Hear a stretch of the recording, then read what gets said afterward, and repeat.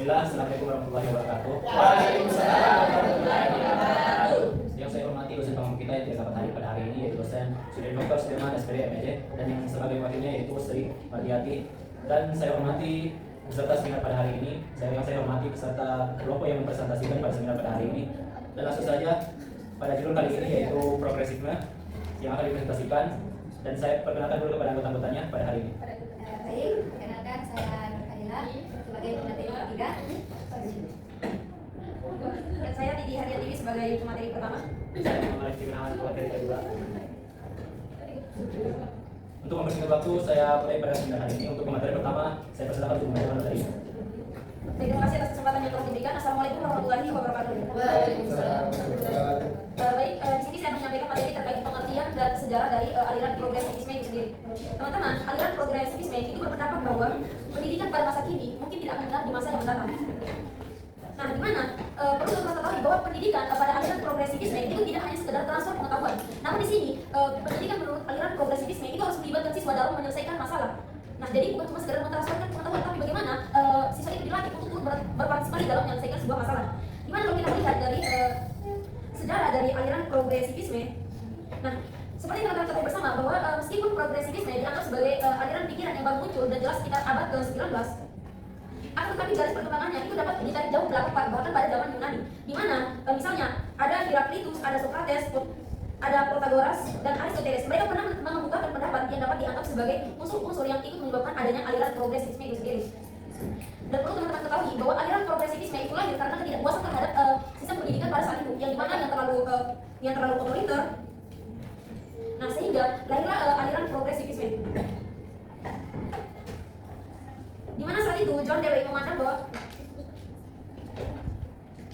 dimana saat itu Heraklitus mengemukakan bahwa sifat yang utama dari realita ialah perubahan, dimana tidak ada sesuatu yang tetap di dunia ini, semuanya berubah kecuali asas perubahan itu sendiri. Dimana saat itu Socrates berusaha mempersatukan antara epistemologi dan aksiologi yang mengajarkan bahwa pengetahuan adalah kunci untuk kebajikan yang baik dapat dipelajari dengan kekuatan intelek dan pengetahuan yang baik menjadi pedoman bagi manusia untuk melakukan yang namanya kebajikan. Mungkin sekian yang bisa saya sampaikan, kurang lebih mohon maaf. Saya kembalikan kepada moderator. Terima kasih atas pemaparan materi pertama dari Sri Mardiati Haryati, yang dimana tadi menjelaskan singkat tentang sejarahnya progresivisme. Dan untuk melanjutkannya, saya persilakan kepada pemateri kedua yaitu saudara Didi Gunawan untuk menjelaskan apa yang ingin disampaikan. Baik, terima kasih kepada moderator. Nanti saya akan menjelaskan tentang tokoh-tokoh pemikiran filsafat progresivisme. Yang pertama yaitu William James dari 1842 sampai 1910. William James, seorang psikologis dan seorang filosof Amerika yang sangat terkenal. Paham dan ajarannya demikian pula kepribadiannya sangat berpengaruh di berbagai negara Eropa dan Amerika. Meskipun demikian, dia sangat pandai berceramah di bidang filsafat dan juga terkenal sebagai pendiri pragmatisme. James berkeyakinan bahwa otak atau pikiran seperti juga aspek dari eksistensi organik harus mempunyai fungsi biologis dan nilai kelanjutan hidup, dan dia menegaskan agar fungsi otak atau pikiran itu dipelajari sebagai bagian dari mata pelajaran pokok dari ilmu pengetahuan alam. Yang kedua yaitu John Dewey dari 1859 sampai 1952. John Dewey adalah seorang profesor di Universitas di Chicago dan Columbia, Amerika. Teori Dewey tentang sekolah adalah progresivis yang lebih menekankan pada anak didik dan minatnya daripada mata pelajaran sendiri. Maka muncullah Child Center Curriculum dan Child Center School. Yang ketiga yaitu Hans Fallinger. Hans Fallinger berpendapat bahwa tahu itu hanya mempunyai arti praktis, bersesuaian dengan objeknya, tidak mungkin dibuktikan satu-satunya ukuran bagi berpikir ialah gunanya dalam bahasa Yunani pragma untuk mempengaruhi kejadian-kejadian di dunia. Segala pengertian itu sebenarnya buatan semata-mata. Jika pengertian itu berguna untuk menguasai dunia, bolehlah dianggap benar, asal orang tahu saja bahwa kebenaran ini tidak lain kecuali kekeliruan yang benar saja. Selanjutnya yaitu pandangan filosofis progresivisme. Adapun pandangan filosofis progresivisme yaitu realitas atau ontologi. Nah, aliran progresivisme merupakan aliran yang telah berusaha untuk mengembangkan arus progresivisme dalam sebuah realita, terutama dalam kehidupan, yaitu tetap survei terhadap semua tantangan hidup manusia yang harus praktis dalam melihat segala sesuatu dari segi keagungannya. Yang kedua yaitu kebenaran. Nah, progresivisme bertolak dari pandangan kemanusiaan bahwa manusia pada dasarnya adalah baik, memiliki kasih sayang, serta kepedulian terhadap sesama sebagai modal penting bagi membangun kehidupan dalam masyarakat. Yang ketiga yaitu nilai-nilai. Progresivisme dinamakan instrumentalisme karena aliran ini beranggapan bahwa kemampuan inteligensi manusia sebagai alat untuk hidup, untuk kesejahteraan, untuk mengembangkan kepribadian manusia. Yang keempat yaitu progresivisme dan pendidikan. Progresivisme menekankan bahwa pada pentingnya melayani perbedaan individual, variasi pengalaman belajar dan proses. Saya kembali, itu materi yang saya sampaikan, saya kembalikan kepada moderator. Baiklah, terima kasih dari komentar kita dari Rifki Gunawan. Yang kita jelaskan tadi itu toko-toko untuk perkembangan pemikiran, progresivisme dan pengembangannya. Dan selanjutnya yaitu saya persilakan kepada komentar ketiga dari saudari Nur Fadila untuk melanjutkan dari apa yang telah disampaikan kepada teman-teman. Kepada komentar ketiga saya persilakan. Baik, di sini saya akan melanjutkan pemaparan materi dari rekan saya, di mana yang kelima itu aliran progresivisme tentang pendidikan, di mana dasar filosofis dari aliran progresivisme adalah realisme spiritualistik dan humanisme baru, di mana realisme spiritualistik berkeyakinan bahwa gerakan pendidikan progresif bersumber dari prinsip-prinsip spiritualistik dan kreatif dari Froebel dan Montessori serta ilmu baru tentang perkembangan anak. Nah, sedangkan humanisme baru menekankan pada penghargaan terhadap harkat dan martabat manusia sebagai individu. Nah, di dalam aliran progresivisme tentang pendidikan itu memiliki beberapa tujuan, yaitu yang pertama, tujuannya untuk pendidikan. Nah, tujuan keseluruhan pendidikan adalah melatih anak agar kelak dapat bekerja, baik bekerja secara sistematis, mencintai pekerjaan, dan bekerja dengan otak dan hati. Nah, untuk mencapai tujuan tersebut, pendidikan harusnya merupakan pengembangan sepenuhnya akan bakat dan minat setiap anak. Yang kedua yaitu tujuannya untuk kurikulum pendidikan, di mana kalangan progresivisme menempatkan subjek didik pada titik sumbu sekolah. Mereka lalu berupaya mengembangkan kurikulum dan metode pengajaran yang pangkal pada kebutuhan, kepentingan, dan inisiatif subjek didik. Jadi ketertarikan anak adalah titik tolak bagi pengalaman belajar. Di mana Iman Barnadette menyatakan bahwa kurikulum progresivisme adalah kurikulum yang tidak beku dan dapat direvisi, sehingga yang cocok adalah kurikulum yang berpusat pada pengalaman. Nah, yang tujuan yang ketiga yaitu pada metode pendidikan, di mana di dalam metode pendidikan yang biasanya dipergunakan oleh aliran progresivisme itu diantaranya metode pendidikan aktif. Yang kedua yaitu pendidikan progresif, lebih berupaya penyediaan lingkungan dan fasilitas yang memungkinkan. Yang metode yang ketiga yaitu metode memonitor kegiatan belajar, mengikuti proses kegiatan anak belajar sendiri. Dan metode selanjutnya yaitu metode penelitian ilmiah. Pendidikan progresivis merintis digunakan metode penelitian ilmiah yang bertujuan pada penyusunan konsep. Selanjutnya yaitu tujuannya progresivisme yaitu untuk pelajar, di mana kaum progresif menganggap subjek-subjek didik adalah aktif bukan pasif, di mana sekolah adalah dunia kecil atau miniatur. Masyarakat besar, aktivitas ruang kelas difokuskan pada praktik pemecahan masalah, serta atmosfer sekolah diarahkan pada situasi yang kooperatif dan demokratis. Selanjutnya itu tujuannya untuk pengajar, di mana guru dalam melakukan tugasnya mempunyai peranan sebagai fasilitator, motivator, konselor, atau orang yang membantu siswa menemukan dan mengatasi sendiri masalah-masalah yang dihadapi oleh setiap siswa. Dan yang terakhir yaitu untuk peserta didik, di mana teori progresivisme menempatkan peserta didik pada posisi sentral dalam melakukan pembelajaran, karena murid mempunyai kecenderungan alamiah untuk belajar dan menemukan sesuatu tentang dunia di sekitarnya, dan juga memiliki kebutuhan-kebutuhan tertentu yang harus terpenuhi dalam kehidupannya. Nah, selanjutnya yaitu kelebihan dan kekurangan filsafat progresivisme. Yang pertama itu kelebihannya, yaitu nilai-nilai yang dianut bersifat fleksibel terhadap perubahan. Yang kedua toleran dan terbuka. Yang ketiga, anak didik diberikan kebebasan secara fisik maupun secara berpikir. Dan yang terakhir itu menjadikan anak didik memiliki kualitas dan terus maju sebagai generasi yang akan menjawab tantangan zaman peradaban baru. Adapun kelemahan dari aliran progresivisme ini yaitu progresivisme terlampau menekankan pada pendidikan individu, di mana kelas sekolah progresif artifisial atau dibuat-buat dan tidak wajar. Dan yang terakhir, progresivisme bergantung pada minat dan spontan siswa merencanakan sesuatu sendiri, dan mereka tidak bertanggung jawab terhadap hasil dan tugas-tugas yang dikerjakan. Mungkin itu pemaparan materi dari saya. Terima kasih, saya kembalikan kepada moderator. Baiklah, terima kasih telah apa yang telah disampaikan oleh seluruh materi dari pemateri kelompok kita. Yang terakhir dari pemateri ketiga yaitu aliran progresivisme tentang pendidikan, dan cukup banyak poin-poin yang telah dijelaskan tadi. Nah, untuk melanjutkan untuk pada presentasi seminar pada hari ini, saya lanjutkannya ke sesi berikutnya yaitu sesi tanya jawab. Jadi mana kita memiliki dua sesi, yaitu sesi yang pertama memiliki 3 pertanyaan. Satu saja pertanyaan untuk pada seminar sesi. Saya membuka sesi 3 pertanyaan pada seminar hari ini. Nah, saya itu yang pertama saya tunjuk kepada saudari Amri untuk memberikan pertanyaan yang disampaikan kepada pemateri. Baik, terima kasih atas kesempatan yang diberikan oleh moderator.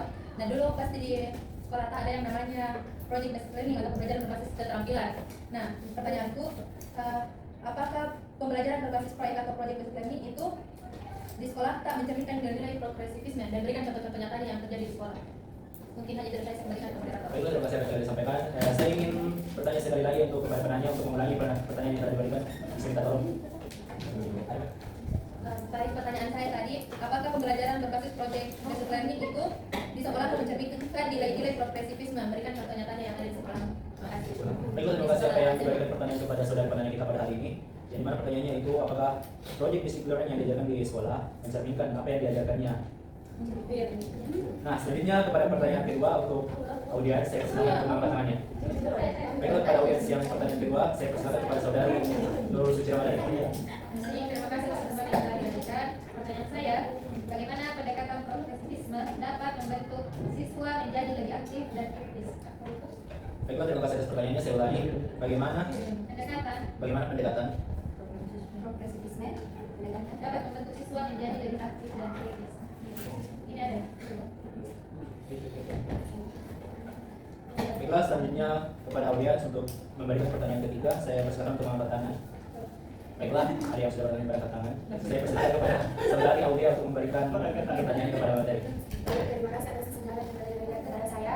Pertanyaan saya, dalam konteks dinamika pembelajaran yang terus berkembang, apakah pendekatan progresivisme yang menekankan pada pengalaman belajar yang aktif, kolaboratif, dan berpusat pada siswa dapat diterapkan secara efektif di semua jenjang pendidikan? Jelaskan dari segi pendapat materi. Sekian, saya serahkan kepada masyarakat. Terima kasih.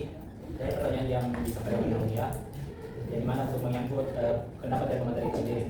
Baiklah, kita sudah mendapatkan 3 pertanyaan dari para audiens. Dan selanjutnya saya akan membuka sesi dijawab kepada audiens. Dan saya persilakan kepada para materi untuk menjawab pertanyaan yang pertama dari Pak Amri dan yang akan dijelaskan oleh Nur Fadila. Saya persilakan kepada para materi. Baik, terima kasih atas kesempatan yang telah diberikan oleh moderator.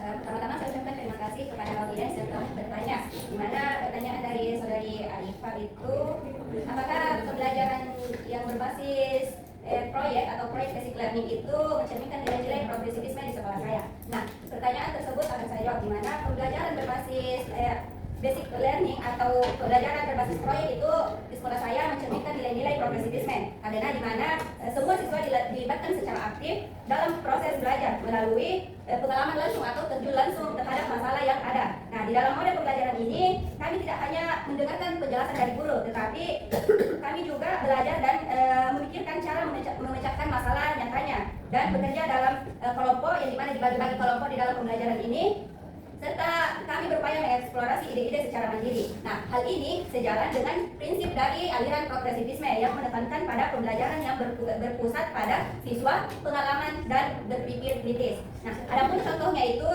di mana contohnya itu dalam sebuah proyek sekolah hijau atau kurangi sampah plastik. Nah, saya rasa proyek untuk ini tuh mungkin ada semua permasalahannya di sekolah-sekolah teman-teman. Di mana dengan adanya proyek ini, siswa diminta untuk mengidentifikasi masalah sampah yang ada di lingkungan sekolah. Lalu ketika kita telah mengidentifikasi masalahnya, kita merancang dan melaksanakan atau memikirkan sebuah solusi nyata untuk masalah tersebut. Nah, solusi nyata yang bisa dilakukan itu dengan melakukan survei penggunaan plastik di kantin, membuat poster edukatif, memberikan pemahaman kepada teman-teman tentang bahayanya sampah yang berserakan, serta masih banyak lagi lainnya. Salah satunya itu yang paling penting, membuat tempat sampah yang besar yang bisa menampung banyak sampah. Nah, dengan adanya proyek ini bisa mencerminkan bahwasanya ini termasuk ke dalam aliran progresivisme, karena berpusat pada siswa, belajar langsung melalui pengalaman, berpikir kritis, dan terintegrasi lintas pada mata pelajaran. Baik itu mata pelajaran pengetahuan sains, sosial, bahasa maupun seni. Mungkin itu jawaban dari saya kembalikan kepada moderator. Terima kasih apa yang telah disampaikan kepada materi. Nah, itu tadi pendapat pribadi dari sekolah materi itu sendiri. Nah, mungkin untuk diantara audiens yang dapat mengungkapkan pendapatnya pribadi dari sekolahnya sendiri. Terus kalau masing-masing yang diajarkan PBL, atau ada yang tidak setuju dari atau tidak menerima pada PBL yang diajarkan di sekolahnya sendiri, saya persilakan kepada audiens untuk mengungkapkan pendapatnya sendiri. Baiklah, mungkin tidak ada yang ingin mengungkapkan pendapatnya. Selanjutnya saya akan menanya kepada penanya, apakah sudah diterima dari apa yang pendapat materi disampaikan? Dan terima kasih atas kesempatannya. Jawaban dari pemateri sudah saya terima. Dan dimana saya bisa mengambil kesimpulan pembelajaran proyek basic learning di sekolah pemateri itu sudah mencerminkan nilai-nilai progresivisme karena pembelajarannya langsung turun belajar di lapangan untuk memecahkan sebuah masalah. Salah satu contohnya itu proyek sekolah hijau, yang dimana dia mengidentifikasi masalah, merancang, dan mencari solusi nyata, yang dimana hal tersebut sejalan dengan progresivisme. Mungkin hanya dari saya kembalikan ke moderator. Baiklah, terima kasih apa yang disimpulkan oleh penanya tadi. Untuk pertanyaan selanjutnya, untuk pertanyaan kedua.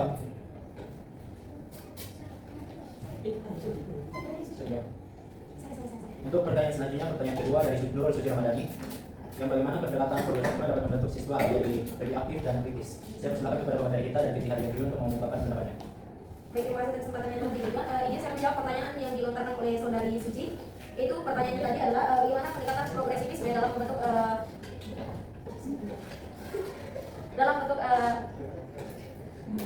Cara membentuk siswa menjadi aktif dan kritis. dapat bentuk siswa untuk lebih aktif dan berpikir kritis.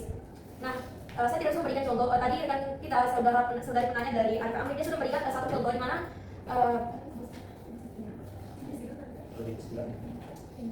layer basic, yaitu contohnya seperti diadakannya beberapa proyek dan eksperimen. Nah, teman-teman, kalau kita lihat itu sudah merupakan salah satu pendekatan progresivisme yang menurut saya itu cukup akurat. Di mana ketika siswa itu diberikan beberapa tugas proyek di situ, jelas mereka itu akan bertanggung jawab. Di mana ini salah satu bukti bahwa di sini guru hanya berperan sebagai fasilitator, dan di situ siswa itu mereka yang terlibat dalam menyelesaikan proyek tersebut. Nah, namun perlu diketahui juga bahwa kesuksesan dari progresivisme itu tergantung dari pribadi kita masing-masing lagi, dan juga tergantung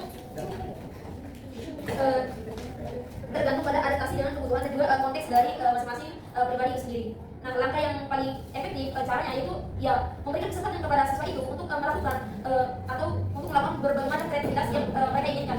Saya kembalikan kepada moderator. Baik, terima kasih apa yang telah disampaikan kepada pemateri kita untuk menjawab dari pertanyaan Nur Suci Ramadhani. Selanjutnya saya persilakan kepada Williams untuk ada pendapat lain yang bisa disampaikan kepada pemateri atau jawaban tambahan. Mungkin tidak ada. Selanjutnya saya berikan kepada penanya apakah dapat diterima jawaban dari pemateri atau tidak. Baik, jawaban dari pemateri saya terima dan dapat saya simpulkan bahwa melalui pendekatan progresivis mahasiswa tidak lagi menjadi pasif, tetapi lebih aktif dalam proses belajar dan dapat membantu siswa untuk menjadi pribadi yang mandiri, reflektif dan siap menghadapi tantangan nyata dengan cara berpikir yang lebih terbuka dan kritis. Saya kembalikan ke moderator. Baiklah, terima kasih kesimpulan yang telah diberikan, mungkin sudah paham semuanya. Selanjutnya saya beralih ke pertanyaan ketiga dari saudari Aulia yang akan dijawab oleh pemateri kita dari saudara Rifki Gunawan. Baik, terima kasih kepada moderator. Dan di sini saya akan menjawab pertanyaan dari saudari Aulia, yaitu apakah pendekatan progresivisme dapat diterapkan secara efektif di semua jenjang pendidikan.